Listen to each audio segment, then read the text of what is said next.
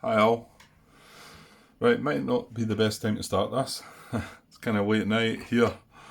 I've had a couple of beers as well, so yeah, let's get a nice simple game out to try and get to grips with. After you've had a couple of beers, Grant, that makes sense. No, I'm not too bad, to be honest. Yeah, well, I thought I'd get this started and see how far we get. I've got a bad feeling we're not going to get too far with this, but I hope that's wrong. Well, you might not actually see this footage because I think my plan is to try and play maybe. I think probably get through the whole first turn before I upload anything, which is that's asking for some trouble as well. As I said, and I'm more than likely going to make mistakes, so I'm not sure. I mean, I generally review the footage that I've recorded, and quite often I'll spot mistakes, but I'm still not really that keyed up with the rules here, so mistakes could come and go without me seeing them, and no doubt some of you players out there would see them. You know what? We'll get started and see. Yeah. Anyway, okay, right. So I've reset things back to the start of the 1942 game turn 2 start. I think everything's in place. Tried to set up again properly. It's a bit fiddly to reset everything up again. I dare say some of these guys probably know where everything goes without paying much attention to it. Okay, so that's been set up, and obviously turn 1's been played, and the Japanese have got, certain hexes. That looks an awful big stack there, isn't it? Is that right? Yeah, that appears to be, yeah. Just looked a bit nasty looking and all that. But then I suppose that was the point. The Japanese that were on the offensive just attacked Pearl Harbor, and they're throwing everything everywhere and try to take as much as they can. So I've got some idea of what they're going to do, and I could see where you start understanding what the bot's going to do and try and play against it, because it is going to do set. I mean, the cards are going to be different. That's the thing. However, that's probably not going to change much of the first 2 or 3 activations. Probably might even make them worse, depending on how many activations they get. They might be able to take things quicker. I suppose it could go the other way and they take them slower, but I'm never going to remember what. I mean, I suppose the fact that just played it quite recently, I know that they're going to. Well, I suppose that's quite obvious. They're going to try and knock out our HQs, in particular Moya and Southwest. Not so much SEAC. I don't think they can get up to that. Yeah, right. There's probably not much point rabbiting on, Grant, because this might not get anywhere. Okay, so what I've done, I want to talk the special rules here. So it says this is 17.25, and this is after setting up for the 1942 campaign. Cards 1 and 2 have been played and removed from play. All other cards are eligible for use in this scenario. For game turn 2, the Japanese receive 7 cards, and the Allies player receives 5 cards and 2 passes. B as no nations have surrendered. Japanese control all hexes originally part of the Japanese Empire. C, the Allies get a free emergency naval move for all naval units prior to the play of the first Japanese strategy card play. Yeah, so we did that before, didn't we? And we just basically copied it out what it suggested and I'm still going to go with that. Again, a lot of the things I'm just going to let ride because yeah, I'm not really sure of what I'm doing, so let's get that bit done. I mean, I've not drawn any cards yet, or there's a couple of options about what cards you could maybe choose as well, which is what we've done in that example playthrough. So the USDD Asia, that's the full strength one, to Batavia. I'm just copying out the CDSS book. That's that one, isn't it? So it's gonna, and these, they're doing emergency naval moves.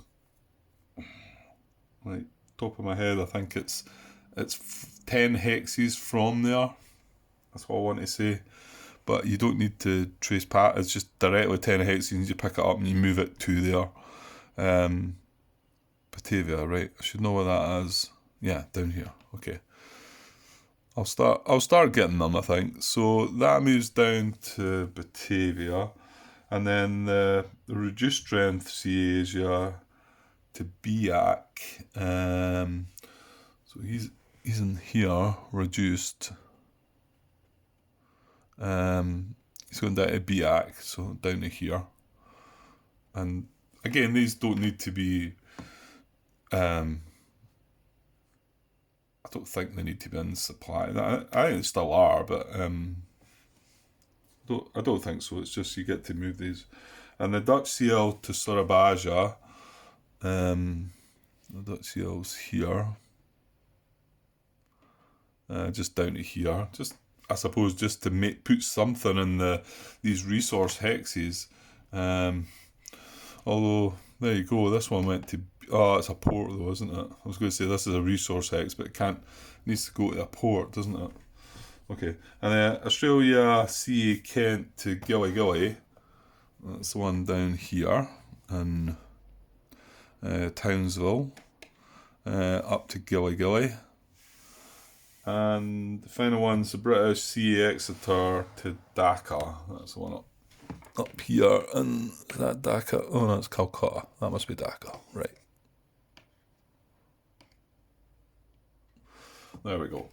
So that's just what they suggest for the emergency naval moves, and like I say, I think I'll just stick with some of the things, and you know, if this does get out there and we do get places, then it's more often than not, I may well just let a Japanese move go and just sort of say, right, okay, that sounds fine to me. Whereas some of you will be shaking your head saying, no, that's a pointless exercise. You should override that and do this with it. If I see anything glaring out at me, you know, then maybe. But I'll also do the same for myself. I'll be making some daft moves that you'll be shaking your head at too. So, like I say, just a beginner, just trying to grasp this game and hopefully be able to enjoy the fact that it's got a bot. I'm all about playing solo, so hopefully we can get this working. Right, so again, I'm not drawing any cards yet, so I'm just going down special rules still.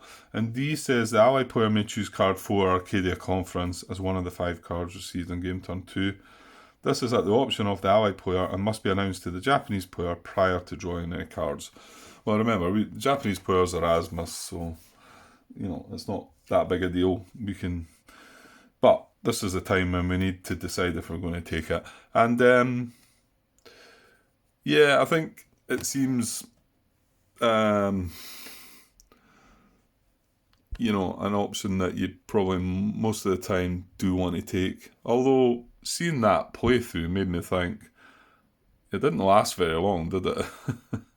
Although I think that was a good Japanese start. So whether they'll get as good a start this time or not, I don't know.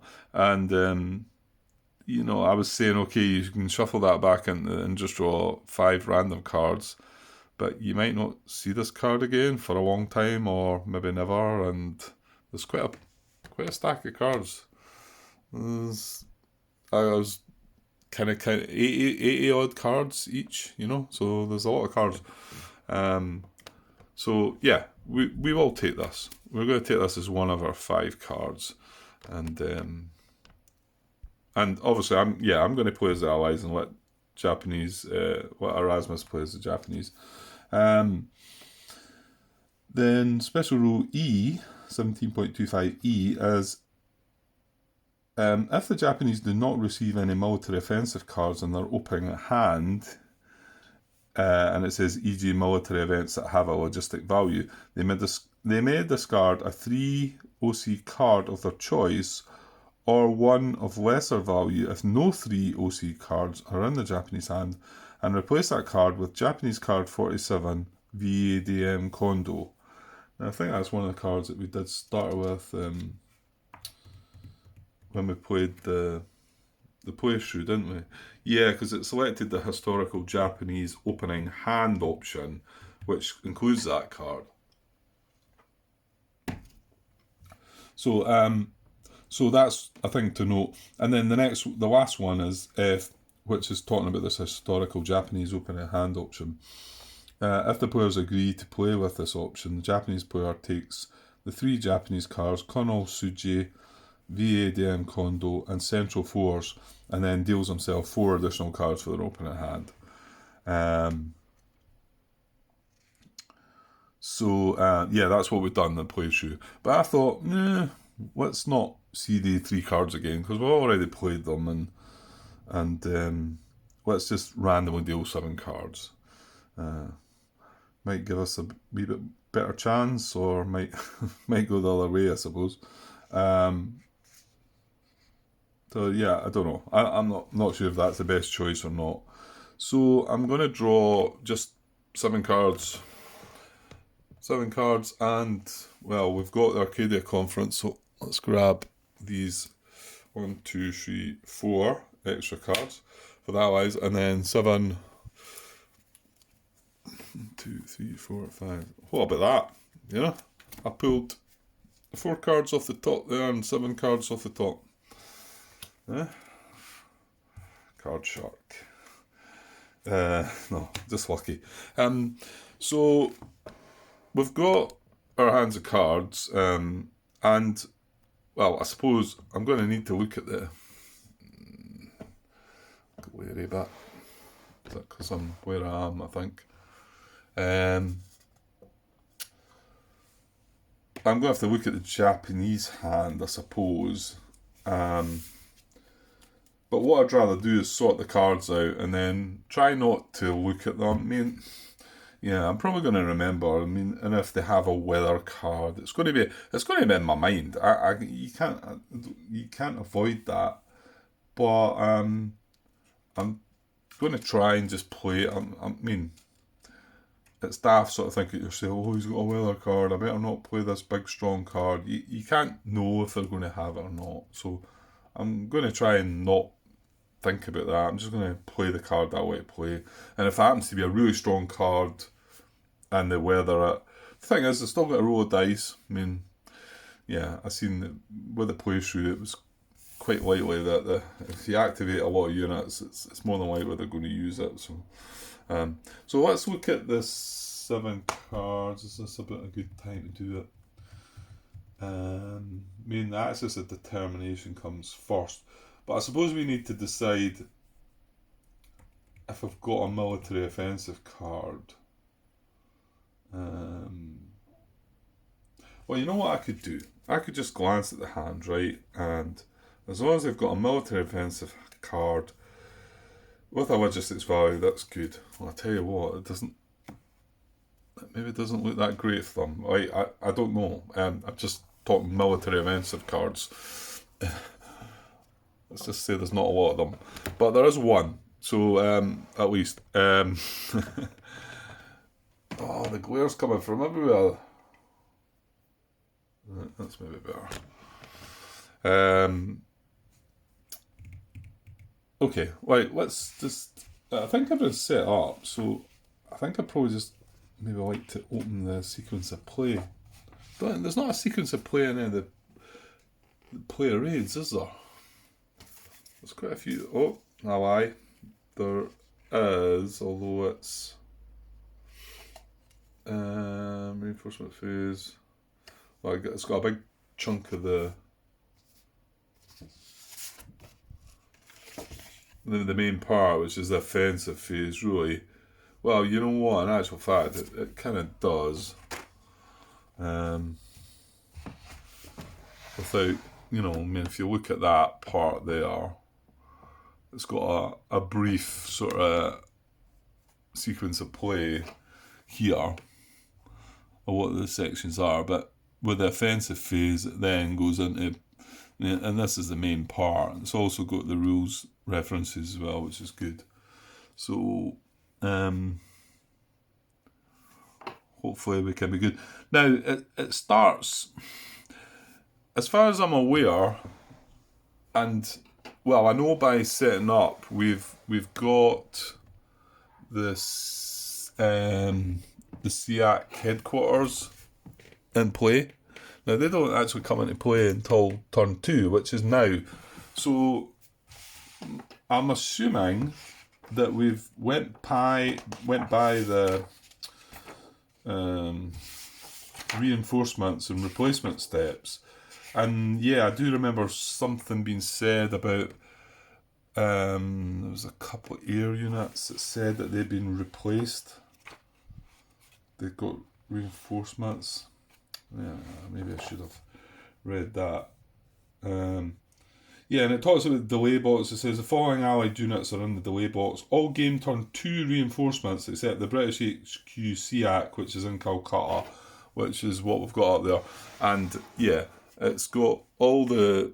And I wondered about, because when these... And it says here, all US Army, Air Force, not Marine or B-29 air units, and US CVE, not CV or CVL, naval units must make a sent to Europe die roll if they are delayed.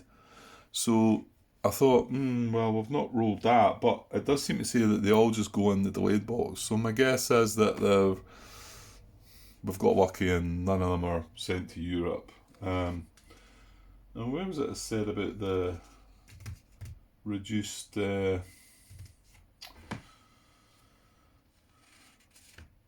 does tell you here somewhere. I seem to remember reading something. I found it here, Allied setup, 17.21. So this is part of the 1942 setup. It says set up all game turn 1 Allied units in their starting locations, with the exceptions of the following units that are permanently removed from play. These are the units that were destroyed during game turn 1, and the other listed units that have alternate setup locations and are reduced or improved in strength. If a unit is not listed here, it begins on its counter-indicated starting location at its original strength. And it says, note, the US 7th Air units were both eliminated during game turn 1, but have been brought back into play with replacements. So we've already carried out the replacements and reinforcements step, my guess is. And these, there's a selection of... There's all the units you've got to look through, but a unit that has got its normal hex number wouldn't be listed here. So this is the bits that the printouts that I found on BGG, where this guy's and then it's got them for all the setups, 1942, 1943, and the start and whatever. And so there's all the start units. Not just if they're in their normal hexes. And what he's got them here is, if they're in red, that's a different hex from what their starting hex is. I don't know if you can see, it's 4017, it would be starting hex. But because it's in red, that's where the hex is in turn 2. Whereas this one is 2311, which is exactly the same as, because it's in black, it's exactly the same as the hex that it starts in. You've got reduced, anything that's in the brackets are reduced, and again these are all alternate hexes, not starting hexes, whereas the one that in the black is a starting hex. The only thing that I mentioned that kind of threw me with his setup was actually, you know what? I don't think it's with the Japanese units. I think it's just with the US, because these are showing reduced, and you can see they've got the white band saying that they're reduced to 912. Which is fair enough. And just before I go off this, just to show you the Japanese reinforcement schedule, here's the 3 turn 2 units. Now they're all on the map. The Yamato is reduced in hex 3407. This air unit's in 3407, and this army unit's reduced in hex 2110. So they've already been placed on the map for turn 2. I'll just show you the allied one then. I think that's more what was throwing me a little bit. It's a bit more involved here, right enough. So it's the same situation, but yeah, I think this is maybe what he's not done. See, this should be reduced 2813, but he's shown it on the full strength side, so you've got to remember to flip that over. But anything that's in brackets is reduced. My guess is that maybe just when he was sorting it out, the Allies one, because the Japanese ones seem to be in order there, so I don't know about some of the other ones. And also here, he's shown these as on the reduced side, but if you see, there's no brackets around them, and they actually appear, and they're not on the reduced side, they're full side. So you really need to look at, if he's got brackets around it, that's the important part, because I think that's where he's got it correct. If there's no brackets, it's full strength, although that shows half strength Enterprise. And same here, this is showing brackets as if it's half strength, reduced strength, sorry, and if you look on the counter, it shows it as the full strength side. So that was a wee bit that threw me. So I had to look at that, and then it shows you here, there's exactly what I was talking about there, the CV Enterprise comes in at full strength. Could it be that it starts the game? No, because it's got a hex number there, isn't it? Yeah, so I'm not sure whether it's just that page that went wrong, but I did find these useful. Thanks a lot for. Sorry, I can't remember what your name was. That's terrible. Give the guy some praise. Anyway, they're good for what we were trying to do. So yeah, so we've clearly done the reinforcements and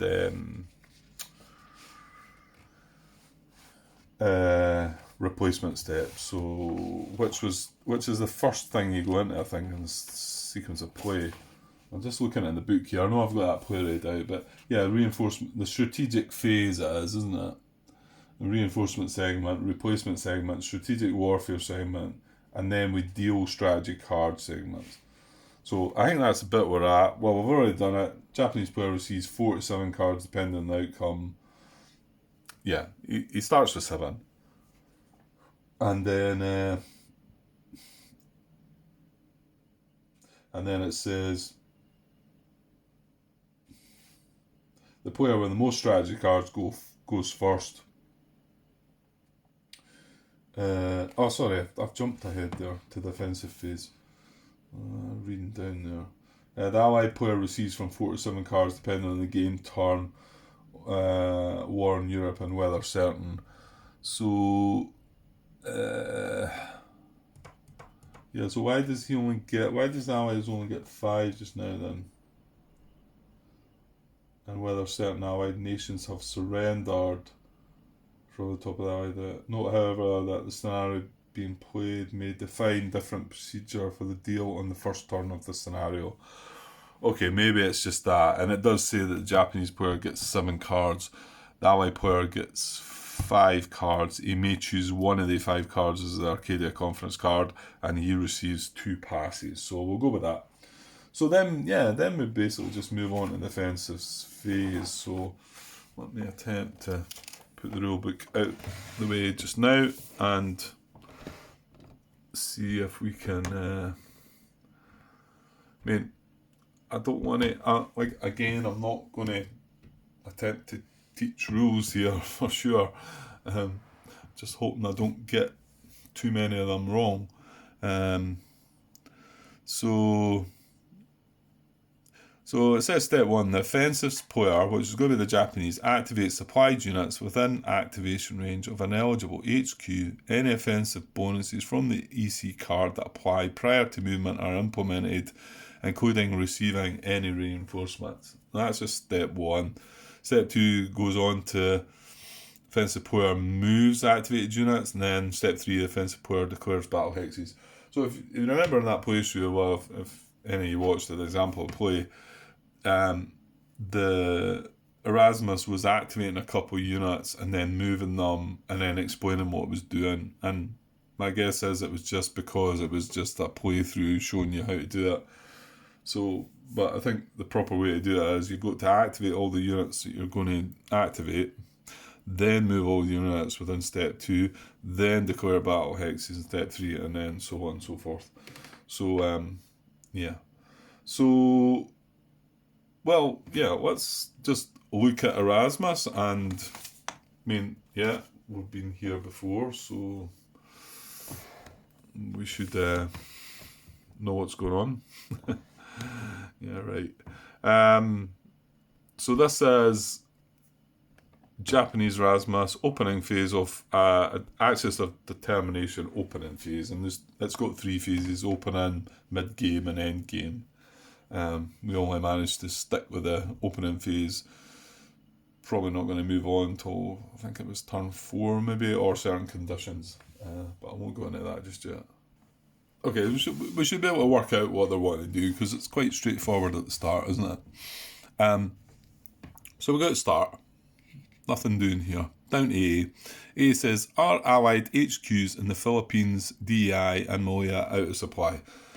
Well, no, they're not. I could go up to the map, show you and start explaining things and whatever, but I think if you're here,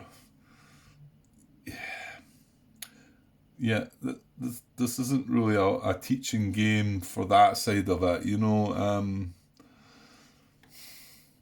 some extent. I'll probably start talking about things once I get up there. Let's just say that they're not out of supply, okay? For the moment, and then we can, rather than me jumping about the camera, and so no. So it takes you across to C plus D. C says, does Japan have 3 or more cards? Yeah, we've got 7 cards, but C plus D means that you need to have C and D for it to be a yes. D says, does Japan control less than 13 resource hexes? Yeah, it only starts 1942 with 4 resource hexes. So both of them are a yes. So C plus D is a yes. So we go up to F. F says, is the logistics evaluation value 20 or more? Right, okay, so now we've got to look at the cards and find out what the logistics value is. Okay, so logistics value says, we first total up all the operations values of all non-military event cards. Now, that's the first part we do. So I'm just going to look through the cards here, and this is where I was kind of cringing a little bit, because 1, 2, 3, 4, 5, 6. So although I said we've got 1 military event card, that's it. We've got 1 military event card, but however, that's the cards that we're drawing. That's what a card game can do sometimes. So there's our 6 cards, and well, I'll just show you them. There's the military event card there, and it does have a logistics value of 4, okay? But we're not counting it just now, so this could be quite simple. Actually, it's probably going to be a low number then. So we count the total. Where are we? I'm lost. Yeah, the total values all the operations values of all non-military event cards. So that's just basically all the numbers along in the big box on the left. So 2, 4, 5, 8, 9, 10, 13. Right, so nice and simple. And then for military event cards, there are several things to consider. So, I don't know, 3, 4, 5, 8, 10, 13. Right, just let me chuck, because I may well forget. There's a 13, right? So that's what we've got for our non-military events. And we've got this card to add on to this to get to our logistics value evaluation thingy. So it says, given the board state, can the military event card be played for the event? And then, for example, it may not even be possible to play the event if the required HQ is out of supply and certain other things. So it does say South HQ only, which is that one up there. Now, this doesn't come into any restrictions that might be involved, but we do need to, like, if for instance this wasn't in supply, then that's what it's saying, you wouldn't be able to play that card. So it is a playable, I believe it's a playable card. Yeah, because we can use the South HQ, get a logistics value of 4, and this bit down the bottom is the bonuses that you get. It's not like telling you that you have to have this or have to have that. It says long lance torpedoes, Japanese CA, CL, and APD naval units add 2 to their attack strengths for the duration of this offensive. And these are sometimes the bonuses. I think the bonuses are only mentioned regarding paratroopers, and I think it only comes down to if. Well, actually, is it not in this? No, that's something else. But basically, I think these bonuses are something that I've got to like consider and sort of say, oh well, it'd be better moving this CA unit into there because we're going to get a +2 to their attack strength. So these are the things that are going to challenge me. But however, that's not what we're dealing with at the moment. So we can play this as an event. Well, it's playable, right? So and then it says, can it be played for the event? Right, if it can be played for the event, is the card considered restricted? And this would just mean, and it doesn't count the fact it's only a South HQ that can be activated. It means that, if it had only ground units or only air units or only one hex islands, which we came across before, if there was a restriction like that, it would be restricted. So this is not restricted. So it's an unrestricted card. And then the third part of that is if it was restricted, it asks you a question there. So, going back to it's not restricted, so then we add the highest logistics value in the card. So we add the 4 to this 13 to get 17. Right, and I think that's the logistics value of the Japanese hand. We'll go with that. So it was if we were on, and is the logistics evaluation value 20 or more? Well, we've got 17. So the answer is no. So this is a change right away from the first playthrough. So it brings us down here and says conservative air superiority strategy. Oh, I've got difficulty with that word, haven't I? Whereas all the times before we were aggressive air superiority strategy. So now we're conservative. So where is that? So we come across here, and then obviously this is what we were doing before with aggressive. The conservatives down here. So we're still neutralising allied HQs, which is the same as up here. But then this one drops to DI surrender for the next priority, whereas this one and that one's got a third priority, whereas this one is just got neutralise allied HQs and then DEI neutralisation. And that's clearly because it knows you've only got the way the numbers are worked out, you've not got an awful lot of military event cards with big logistics values, so it's guessing that you're not going to be able to do as much. That's the way I'm thinking about it anyway. So now we know whenever the question comes up, does the logistics value 20 or more? The answer is no, because that will keep cropping up, and that gets set from the start of the turn, and that doesn't change until we move on to the next turn. Okay, so this is our strategies. Our strategies are, the priority is neutralise allied HQs, and then if we can get enough activations to do more, we start DAI neutralisation. So what is neutralise allied HQs? Well, we've been here before, if you've been following along. This is neutralise allied HQs, and there's a note number 7, which I'm going to take a look at because I can't remember what it does. It says execute air naval attacks. So we're looking for air naval attacks with enough strength to eliminate enemy AZOI units covering HQs in the objective or the specific HQ with the indicated damage level. If necessary, capture a base to put AZOI over the HQ during post-battle movement. Okay. Right, yeah, you can see like capture a base. Necessary, capture a base. See, it's saying you capture the base and then you post-battle move into it. So yeah, you could take it with, you would have to take that with a ground unit, wouldn't you? Well, we're not really doing that. Ooh, right, I'm gonna leave that one. I kind of you kind of know what it means. You want an AZLI to neutralise the HQs, so the HQs cannot trace supply. That's what you're trying to do. So that was note number 7 for this, and then our first. These are the priorities in order. So we want the Philippines, then Singapore, then ABDA. Well, ABDA's not on the board yet still, so we're looking at Philippines and Singapore. Exactly the same thing.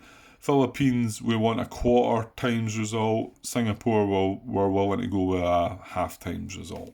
So, but Philippines is our first strategy. That's what we need to take to neutralise the Allied HQ in the Philippines. Okay, so now we've found out what our first thing is we want to do, our priority. We come to selecting what card we're going to use, which could be interesting. Well, although it could be pretty one-sided, I suppose. We've got one military event card, so it's got the 1 here, but I'm just going to leave that because this is sort cards and this is sort cards. So, and I'm going to leave it because we're going to move to A, and A says, have any cards been played this offensive phase? So the answer is no. There was a little bit of confusion about that, and I'm still not 100% sure because I think this is starting the offensive phase right now. So once the Japanese play a card, then every time it then asks, until the end of the turn, every time it asks, have any cards been played this offensive phase? And the answer should always be yes after the Japanese have played this card. I did start to think, does it mean the offensive phase for the Japanese and then offensive phase for the Allies? Which has some sense because although this isn't Allied flowchart, it does something similar. It would ask you, is this the first card being, have any cards been played in the offensive phase? If Japanese have played the card, you would think yes, and then you drop down here. But this sorts the cards. However, admittedly, this does say a range of cards. This is exactly the same in the start box, so my guess is the Allies have that as well on their card selection. Actually, they don't. Well, that's odd. So whereas the start box has a wee 1, the Allies start box does not. And it's exactly the same. The wee note down the bottom, note 1 is this arranging the cards. And it comes from sort cards here. But if you go to A, and then the Japanese have played a card this offensive phase, you could say, oh, well, yes, a card's been played, and then you're not sorting your cards. I don't know. I do think I'm being rather fussy about that one. So we will sort the card. Well, to be honest, we're playing as allies anyway, so we're not using the allied chart. So, well, I might have to glance at it to help me out from time to time. Okay, so right now we're gonna sort the cards. So, and it's got it down here. Just zoom in a little bit.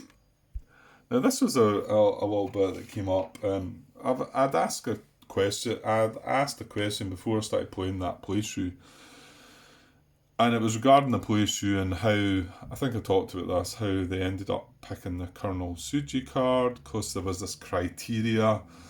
In fact, there it's right there. Restricted military event, OC strategy, criteria. Pick the card with the highest OC value unless it's a military event.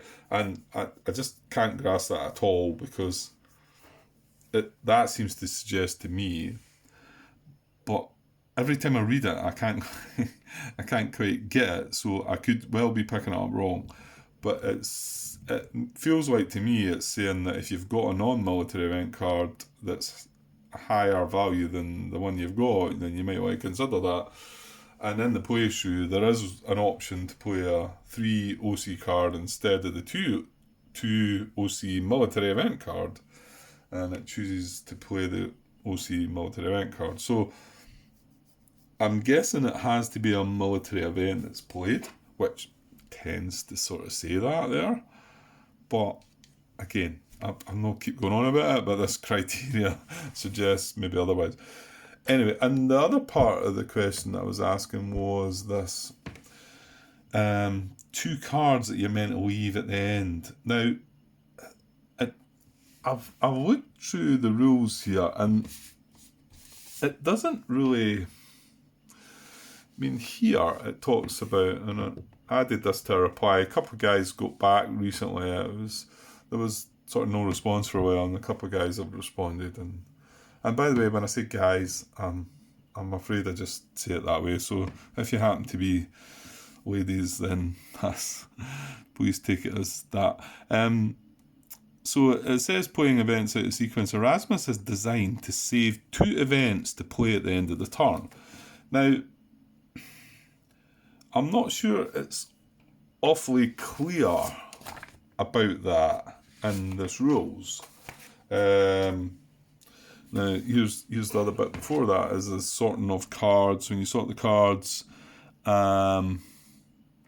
that's just before that, playing events out of sequence. And then it talks in here. Yeah, this is the bit here. It says, for the last 2 cards, pick the best events in this order, and it gives you a list of cards, which kind of suggests that's what it's wanting to do, is wanting to leave 2 cards to the end. So I watched back on Mark Herman's sort of tutorial of the bot. Now, unfortunately, it must be the older version of the bot, because the charts are different. And it definitely says in the box, and it says that you keep two event cards to the end. It wants to play 2 event cards at the end.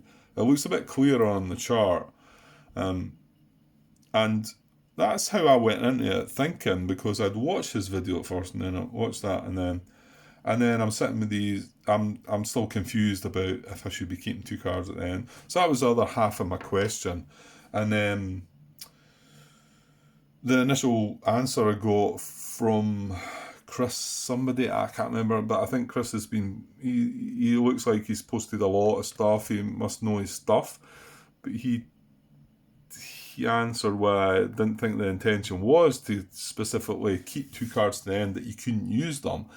Maybe because I've said you're not allowed to use them, because I do understand and added this, and that this says playing events out of sequence, which seems to say that, you know, if you find that you've got a card and you're meant to keep it till the end, but playing it now is a better option, then you override that and play it. So whether he meant that when he answered my question. Anyway, it's like a wee bit confusing within all that, I think, but right, you're going off on one now, Grant, aren't you? Yeah. Okay, so arrange the cards from left to right in this order, right? Military events, well, we've only got one of them, so that's nice and simple. I'll just lay them out here and then I'll bring the camera across. And then reaction events, right, we've got lots of them, we've got 4 of them. And then resource events, we've none of, and then political events. So, and then it talks about, for the last 2 cards, pick the best events in this order. Okay, and also, let's just come in here, sorting cards. Does it not talk about the values? I mean, it makes sense that you'd have the higher value. So, when called for, sort the cards by event type, but it then only says for military cards, further sort by restriction, unrestricted first, highest to lowest operations value, then highest to lowest logistics value. It doesn't. Oh yeah, it does, my bad, yeah. Then it talks about the cards that you want to pick for the Japanese, cards that you want to pick for the Allies, and then finally, going up here, it actually says, for all other cards within a card type on either side, sort by highest to lowest operation value, and then randomly.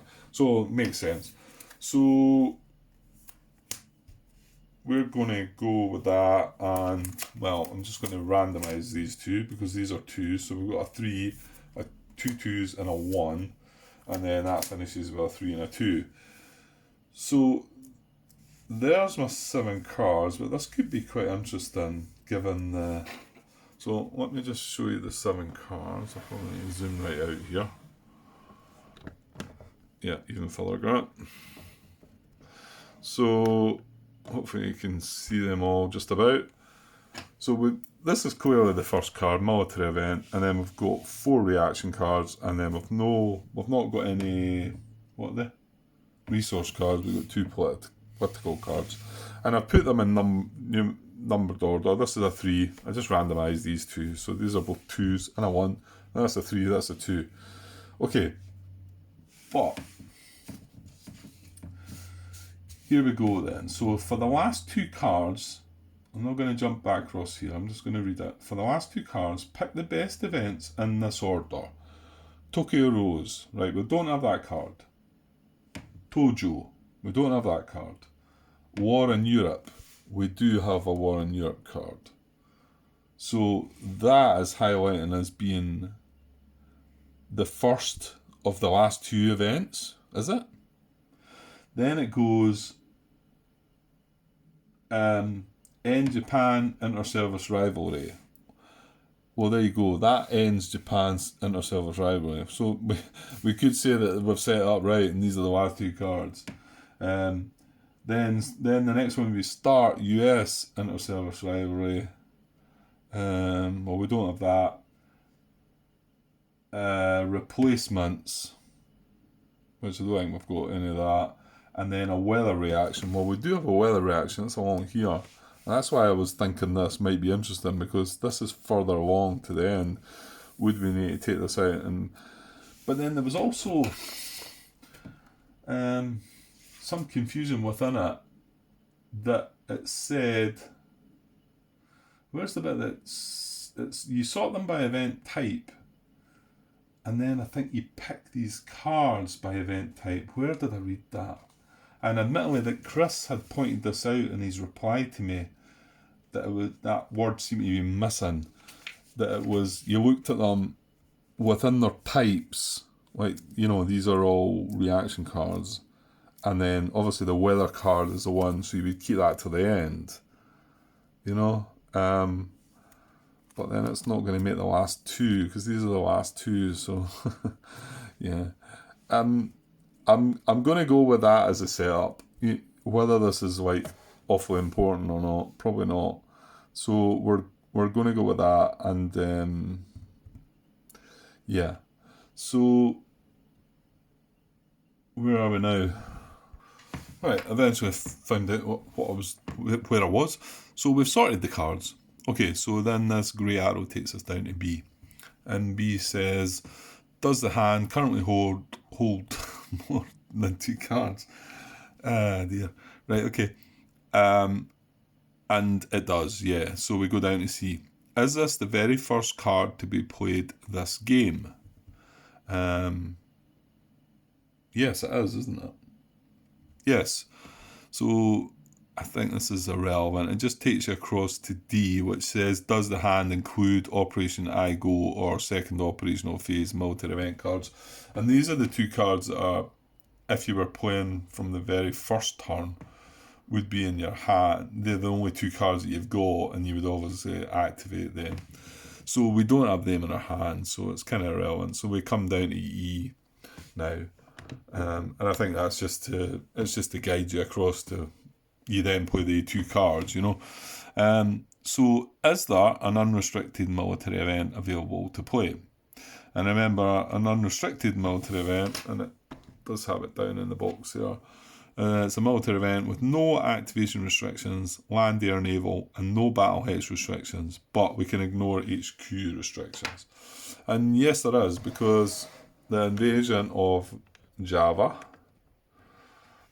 although it's restricted to only use the South HQ, you remember that doesn't matter. That's not a restriction as such. There's no other restriction on the card.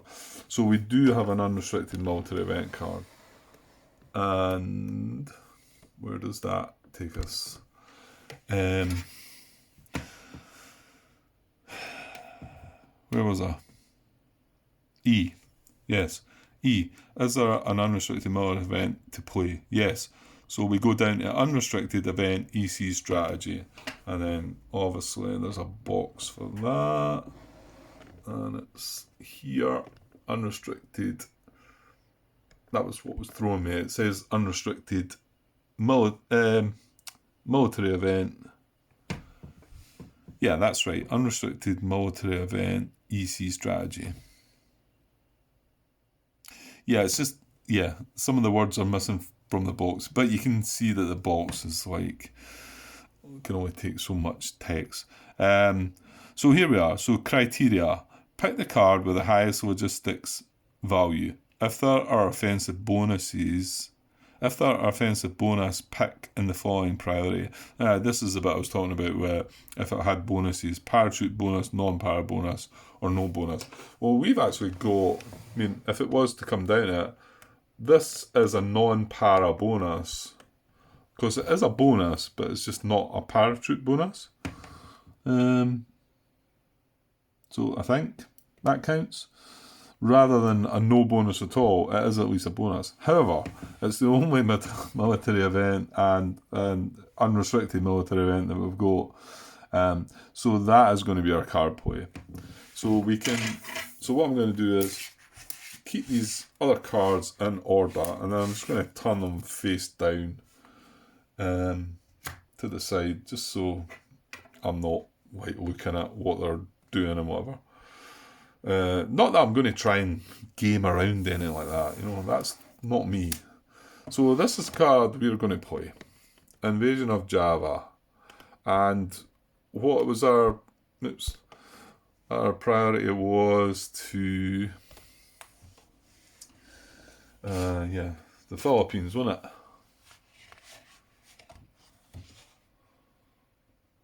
I've lost the other bit. Oh, where are you?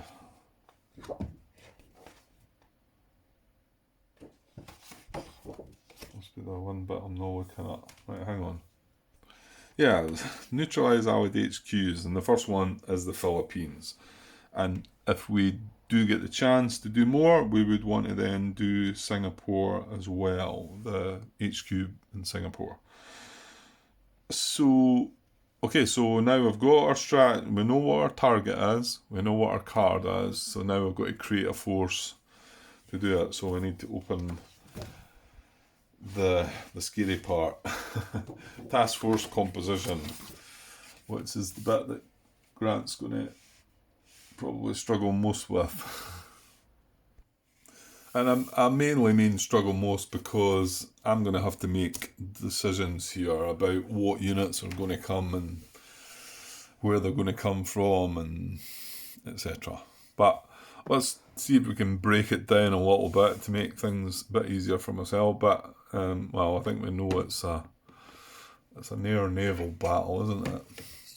Okay, so right, and this is relevant this time because this is the start, and this is the task force composition flowchart. So, and then the start box has a note number 1, which is quite relevant, worth a look. So it says create a force per this chart for each target determined by the axis of determination chart. If OC offensive and one battle hex has already been designated, only consider unoccupied targets. Then 2 card combinations that puts most ground, air, then naval closer to the next highest priority target. Well, we're playing this card for an EC, so we can have multiple battle hexes, any amount. But you can clearly see that if you've already declared a battle hex and you're playing it as an OC, then your only other options are these 2, which are go for empty hexes, unoccupied hexes, or this 2 card combination bit, which scares the bejesus out of me. So try to think about putting 2 cards together to do something even worse than. But yeah, I get it, guys. I understand that. I think if if I'd played this game against somebody, if I was the type that plays it as a 2-player game, you would have no issues with this. You would just say, "All right, I'm going to activate that one," because you would understand it. And I'm hoping that if I play this and I can get through it, I will start understanding which units are best used for which. So, but it's more than likely going to go clumsy at first. Whoops. Okay, so that was that. So A, is this an air naval attack on the target? Well, yes, it is. It said that we needed to have an air naval attack back. Actually, I'll show you. And the reason I thought I'd show you because I was a bit confused to where that had stated it. So we're neutralising Allied HQs here, but there's a note 7, and it's that tells you that execute air naval attacks with enough strength to eliminate enemy EOTS, blah blah blah. So that tells you there. Because I was a bit lost at first when I looked at that. I thought, well, I kind of understood it had to be an air naval attack, but I thought, well, where does it actually say? And I suppose it's that note there. Or you should just realise that if you know what you're doing, I suppose. So A, is this an air naval attack on the target? Yes, it is. So air raid, that's where we're heading. And then air raid has its own box. It says, right, the force that you want is air, naval and carriers. And then when choosing units, pick enough units for air parity if possible. Well, I think early on air parity doesn't really come into it. I'll eventually get around to looking carefully about what that rule does. I know it's to do with you need to have the same amount of air units to be able to do stuff, and you probably want more than the opponent to get a better result. So I don't think if you've got as many, you can't actually dish out any hits. It comes down to something like that. We'll get to that when it matters. Hopefully we'll realise when it matters. So that's what you need, and then just jumping back here. So then the grey line takes us into here, and then we activate units for the target, and it's got notes 3 and 4 there. I'm sorry if this is maybe going through what we've already been. Well, the thing is, some of you might not have watched that and thought, I don't know why I watched that. I want to see you try to do it for yourself, Grant. So this is what this is. So I know I've went over all this before, but it's for me, guys. It's not just for anybody else that might find it useful, if there's anybody out there, but it's for me to understand it. So note 3 is following the selected strategies force composition type, activate the minimum number of units within range of the target that can achieve the damage level criteria for the hex. Failing that, and this is quite important because I missed this at first, failing that, activate as many as possible. So you might not have enough here, but you would activate as many as possible, because you might still get lucky. And then, if reaction is possible, take into account enemy reaction forces that can reach the target to calculate the strength required. So this is where it makes it even trickier. And to be honest, I can see situations where there's lots of allied carriers about and air units about, and I've got to try and decide what's going to react here, and later on in the game I think it's going to be trickier, but however, we're not there yet, so we'll enjoy it while we can, hopefully. And then note 4 is for ground units occupying a non-Japanese island's hex, one must remain unactivated in the hex guarding the HQ. Yeah, that's just saying, because it's not really relevant here, but you'll see that grey line comes from all of these boxes. So it could be a ground attack with air support, ground attack with naval support. So it's basically saying, though, that if you were to move a ground unit out of non-Japanese islands HQ hex, then you've got to leave one unactivated unit in the hex guarding the HQ. Basically, it's just covering its back, So yeah, so the main part is note 3 there. So we need the minimum amount. We don't need to bring more than we need. Now, we need a 0.25x result for the Philippines. That's what was needing. So we need to... That's the worst result you can get on the dice. So it's guaranteeing that we take that out. So there's nothing that can stop it, I don't think. Yeah, I don't think there's nothing that can stop it, because the Allies don't have weather cards either, so it's just the Japanese that have the weather cards, and I think they're the only cards that can say, right, no, you're not doing any of that. So, yeah, so we're going to activate units for the target. So here we go. And this is where I've got to sort of step in here and make a fool of myself, probably. Okay, so right away I've noticed that obviously there's a change to things here, because I'm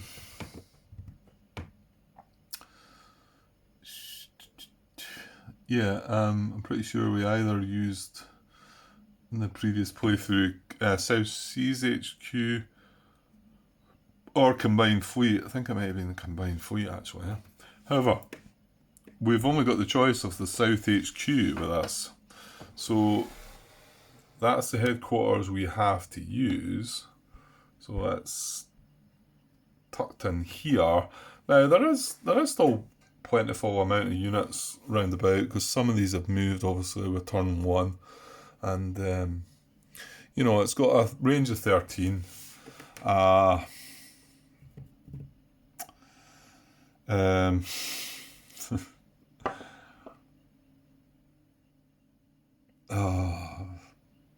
can't get this word. I've lost it again. It's not enhancement. What is it? I know it starts with an E. Just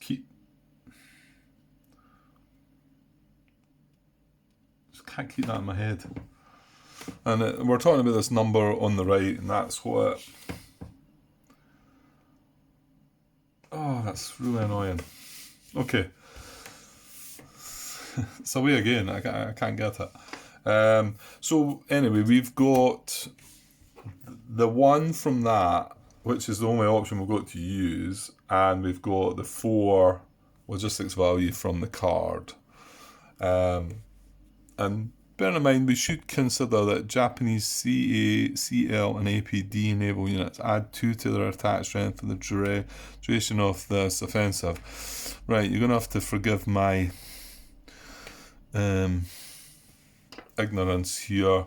CA, CL, and APD. So I'm just going to look at the stack here. That's a CA. That's a CVL. So is that. So the CVLs are carriers. CA is not a carrier. There's a CL. I guess there's a CL's not a carrier then, is it? Oh, it could be maybe. That's a CA. Not going to be any of them.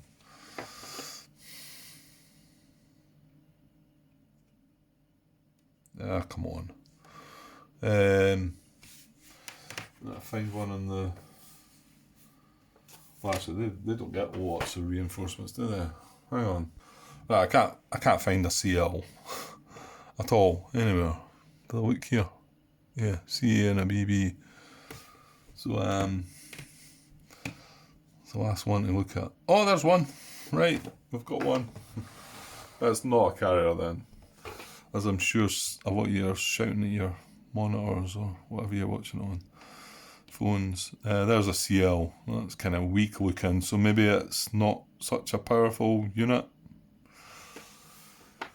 I should really learn these abbreviations, and I've still not seen it in the rulebook, but I'm not saying it's not there before somebody starts pointing out to me. Although, yeah, point it out to me if it is there. I don't mind that. I'm just saying I don't want to get accused of saying that it's not there, because I've just maybe not noticed it. Anyway, so yeah, keep that in mind, but that's not really that important bit, is it? Because none of them are carriers. Yeah, and we kind of need well, we don't need air units, do we? We need air naval units. Air and then naval and carriers makes up an air raid. Okay, so anyway, this is our HQ. Now it is in supply because it can trace an unlimited amount of hexes from it where it is. There's no air zone of influences round of it. You just trace across the sea. They need to just trace up to their home islands up in Japan there, and all is good.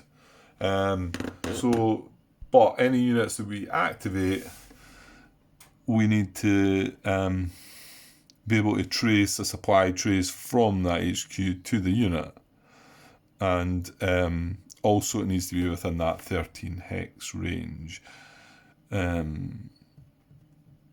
Yeah, and although there is an allied air unit in here exerting a zone of influence, I'm just looking across here to these air units because they might be relevant. There's an air unit in there, but these are cancelling each other out. Air zone of influence, so that's fine.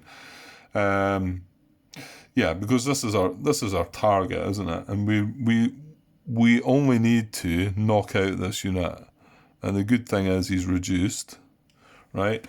Now we need 10 strength to destroy him, and but we're looking for the possibility of the worst die result, which is a quarter die result, which means we need 40. Well, you would think it was 40, but we've got this handy dandy card.